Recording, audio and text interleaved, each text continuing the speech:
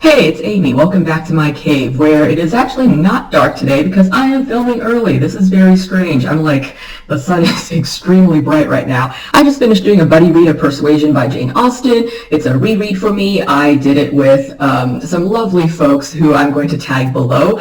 This was hosted by Amrita over at Amrita by the Book. She also came up with this original tag, the Persuasion tag, which is what this video is titled. I think she tagged us in it like a month ago, but of course I didn't get around to it because I barely finished reading Persuasion this morning. And I was actually going to go ahead and finish reading some other books that I have been trying to finish for like a week now. But of course I was watching everyone else's Persuasion tag videos and I decided I want to do mine too. So here we go. Let's see how fast I can make this. Hang on, let me pull up the questions. Okay, so first question. Persuasion, like many Austen books, has been successfully adapted to screen many times. Name your beloved on-screen adaptation of a book published before 1900. So for this one, I'm going to go ahead and pick Redcliffe, which came out in 2008. This is a Chinese historical film based off of this very famous battle, the Battle of Red Cliffs, and that is taken from a section of Romance of the Three Kingdoms, which is that super famous historical novel. Historical fiction?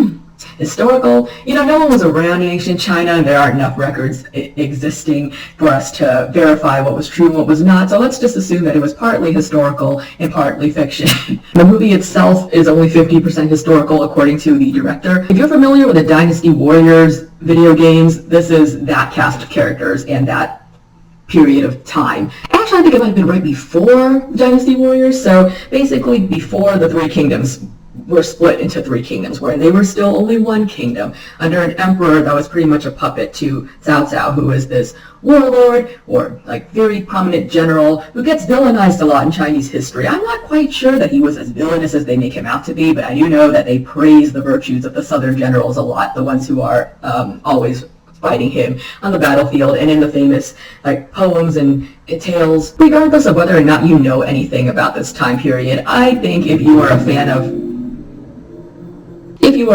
period dramas featuring like military strategizing and battles, this is the movie for you. It is quite long though, so if you're not really into that kind of thing, you might get bored, but I personally love that kind of stuff. One of the main characters is Zhuge Liang, who is this famous strategist and general, also somewhere near the top of the list of Amy's most desirable men, along with Captain America and, you know, from DBSK, but I digress. He's just so smart. I mean, this is the largest naval battle ever recorded in history, and this guy was the one that basically came up with the strategy for all of it, and there are just some scenes that are so cool on screen. I am a sucker for naval battles. I studied maritime history in college. This is why Clash of Kings is my favorite Song of Ice and Fire novel, because they have that massive naval battle sequence that I think is so awesome. I just really like historical battles, guys. In Persuasion and in Captain Wentworth really go through the ringer. What's your favorite angsty romance that isn't them? I read a lot of fan fiction, and fan fiction is mostly angsty romance because that's what we are there for most of the time. Who the hell did I pick? I think I'm going to go ahead and pick another Chinese historical adaptation. This one is called Nirvana and Fire, and I watched this a couple years ago when it first came out. It's based off of a Chinese historical novel, and I actually have not read the novel because I could not find a translation for it. I believe there was a Vietnamese translation, but this is one of those things I don't dare to read in Vietnamese because they have so many references, so many clever comments and everything that I just wouldn't understand in Vietnamese because my Vietnamese is like high school level, maybe college freshman at most, and this stuff is just way too advanced for me. But I went and looked it up right before I filmed this, and apparently the fans have finished translating the novel into English. I'm going to go ahead and link to it below, and then I'm going to see you all in March because I'm going to go on sabbatical to finish it.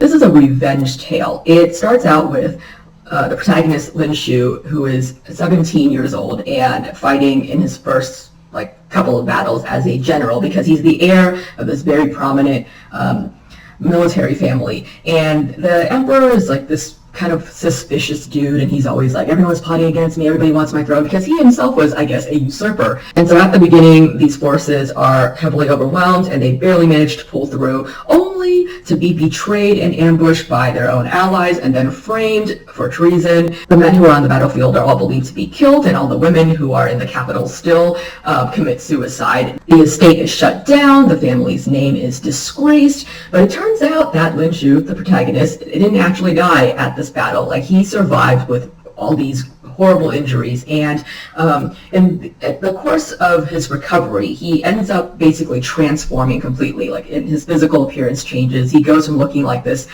stout, healthy young general to looking like a delicate, frail, weak scholar type.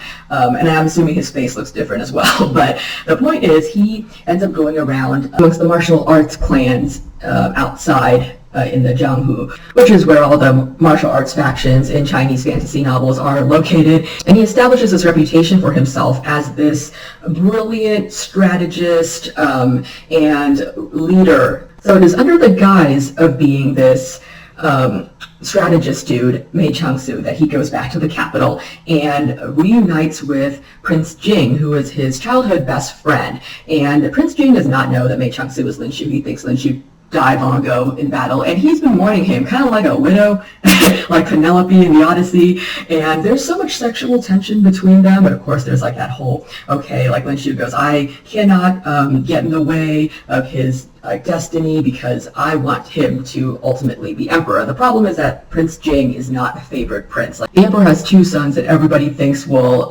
one day inherit the throne. It's either the crown prince who is useless but is crown prince, or the second prince who is way, way, way more capable, but who the emperor does not trust because he is too much like the emperor. So Prince Jing is not even up there for consideration, but it is Lin Shu's goal to help his best friend ascend to the throne and also to seek justice for his family. Anyways, so much angst, so much longing, but of course the focus is on the politics, the strategizing, and all that good stuff. It's just a very good historical fiction novel. Next question. Captain Wentworth is a naval captain. Tell us about a book featuring a lead character who is in a branch of the military. Well, damn, both of the previous choices could have worked for this as well. Well, I guess the Black Company would qualify, which I just read that recently because those mercenaries were functioning as like the military. But I'm actually going to go ahead and choose a favorite book from my childhood, which is Martin the Warrior by Brian Jakes. This is part of the Redwall book series, the ones with like the little mice and other woodland creatures dressed in the armor on the cover. But like I said, this is shelved with the children's and middle grade books of the library, but you know, it is very dark and violent for children's books. It's sort of a prequel for Redwall itself. Redwall is the name of the abbey where most of the action in the series takes place, and Martin the Warrior is one of the founders of this abbey. He starts out as a slave at the beginning, and over the course of the book he meets all these other woodland creatures who he allies with, and they form an army to fight back and overthrow the people who are in charge because they are oppressing the common folk, and they're sick of being under the rule of a tyrant. Now I have a theme song from the PBS Kids series stuck in my head. That was a very good adaptation, very kid-friendly. Alright, next. British naval captains were famous adventurers. What's your favorite adventure story? I've read a lot of adventure novels throughout my life, but one of my favorites is still Treasure Island. And now that I think about it, Treasure Planet is another adaptation that I really like, and the book came out before 1900, so that could have actually worked for the first question as well, but whatever. I'm thinking I need to talk about Treasure Island. Everybody knows Treasure Island, right? It's a story of like this boy named Jim whose mom runs an inn, and then one day this dude comes in and dies right in their inn, and he has like this treasure chest. Actually, no, I think it's just a plain old chest, but it turns out he has links to pirates, and like they find a map, and they take the map and go on this adventure to this island in order to see if they can find the treasure, and then they run into other pirates, and you know, it's a typical pirate adventure story, but it's a lot of fun, and I'm still very fond of it all these years later. Anne is quite a dutiful sister. What is your favorite literary sibling relationship? This was harder than I thought it would be. There are so many literary siblings that I remember like adoring when I was reading the books, and then when I was sitting down to answer this, I couldn't think of anything. The problem with fictional depictions of sibling relationships is that they're always either way too antagonistic, meaning the siblings want to kill each other, Nirvana and Fire style, or they are way too affectionate, meaning the siblings treat each other like Elizabeth and Jane do in Pride and Prejudice. And I understand that many people's sibling relationships work that way, but mine and my sister's wasn't quite like that. So I'm going to go ahead and cheat a little bit. I don't know what constitutes literary, but I'm going to pick a manga, which is Haikyuu. I've mentioned it many times before. There's an anime based on it that I'm obsessed with. But in this manga, there's a set of twins, the Miya twins, Atsumu and Osamu. And they appear a bit later on, so hopefully this isn't a spoiler. But I mean, the spoiler is their existence as characters, I guess. I was watching Haikyuu. My sister and I both agreed, hey, that's us. That's our relationship. We compete over everything, but we're on the same team. We got each other's back, but we also are each other's biggest critic, and we love making fun of each other. And there is no way we will admit that we even like the other. So I related hardcore to the Miya twins and their sibling relationship. By the standards of the time, Anne was a spinster. What is a book where the female lead is an older woman? How old is old? I'm going to go ahead and go with an actual older woman, and that is Vera from the Vera Stanhope series by Anne Cleves. I brought this book up many, many times just because I like it so much. It's a mystery series. The main character is DCI Vera Stanhope. So she leads, I think, a police department in Northumberland. I always forget which one it is. But she is who I think I'm going to end up becoming like when I grow older. Super grouchy, super nosy, or inquisitive, depending on how you look at it. Drinks more alcohol than is advisable, barely sleeps, is a workaholic, eats while on the go, lords it over all of her male colleagues. Yeah, I think I would be happy being like her when I grow up. Persuasion is one of the most critiqued/referenced books in English literature. Name a book whose plot or characters or central ideas reference another book. Maybe this is a bit of a cop-out, but I'm going to go ahead and pick Pride and Prejudice and Zombies, which is based off of Pride and Prejudice by Jane Austen. It's basically like reading Pride and Prejudice again, except with zombies, but I have to pick it just because I love zombies a lot, and I had a lot of fun reading that book, and I actually enjoyed watching the movie adaptation as well. Captain Wentworth made his fortune at sea. Tell us about a book with a self-made lead character.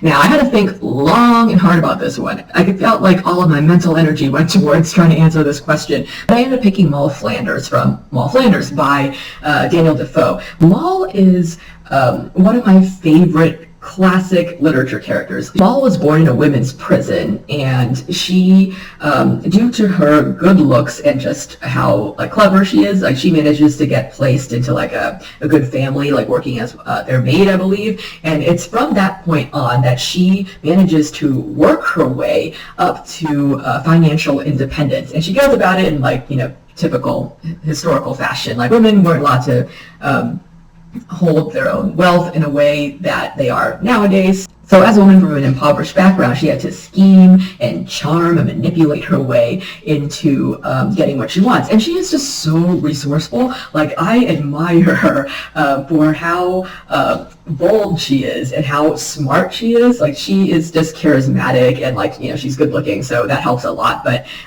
if she were pretty and dumb, she wouldn't have gotten anywhere. But she gets so far just based off of her smarts, and I just love that so much. Question 9. Persuasion has a lot to say about traditional gender roles. What's a book that plays with traditional gender roles? I'm going to say Lord of the Rings.